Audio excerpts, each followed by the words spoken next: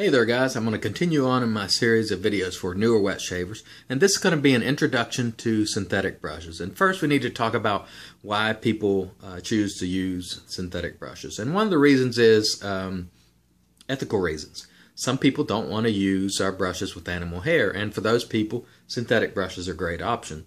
Other people prefer to use synthetic brushes because they dry very quickly. So if you have a boar or a badger brush, it can take a full day and sometimes even 2 days to completely dry, whereas one of these guys can dry in a matter of a couple of hours.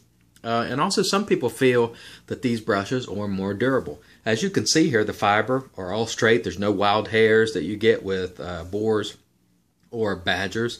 And they also they don't feel brittle like sometimes boars and badgers do. So a lot of people assume that these are more durable. Now let's talk about actually some of the differences in the types of brushes I have here.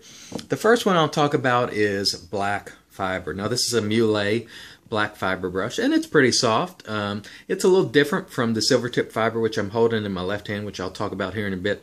But these guys are generally cheaper than the silver tip fibers. They have a bit of a different feel.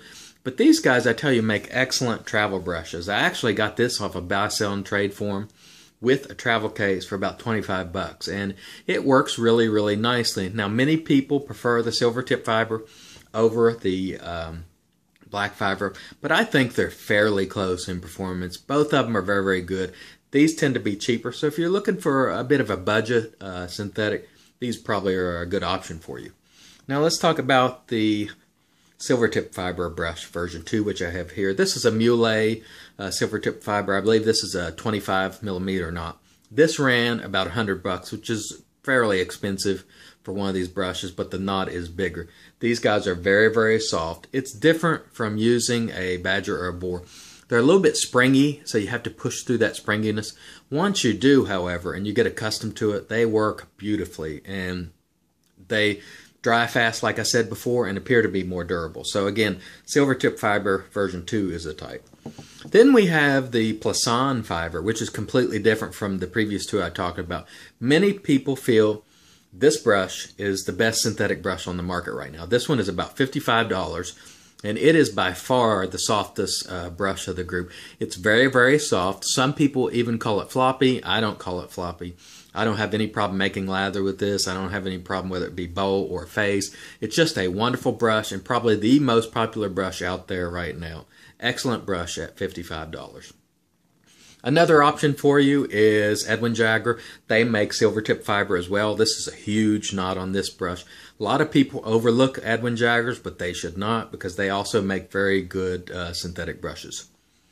Another option for you folks are custom brushes. Now these two were made by Rudy Vey, who is a brush maker, and he uses Muley silver tip fiber version 2 knots. So these are just like buying a Muley, only they're custom. So this one was about, I think, 80 or 85 bucks.